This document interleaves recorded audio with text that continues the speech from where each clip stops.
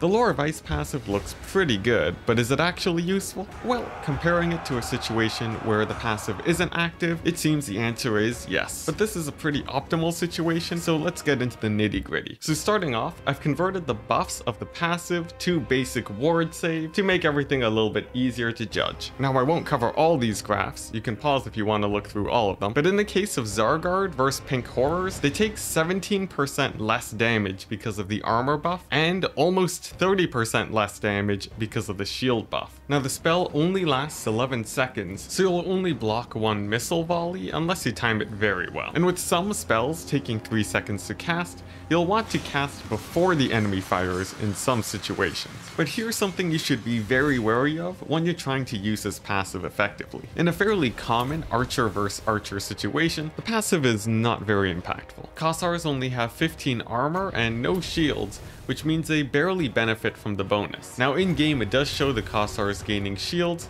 but based on the tests, it seems like this might be a visual bug. Something else to consider too is that while the armor is very strong against units that don't have a lot of armor piercing, it also means you're not saving a lot of HP when you resist 50% of the damage. But when looking at cavalry, I think it's definitely worth triggering the passive. It lasts just long enough for your cavalry to get into melee, and it prevents a good amount of damage. Now if you enjoyed this analysis on the Lore of Ice passive, you should check out my video in the bottom right about how charge reflection works.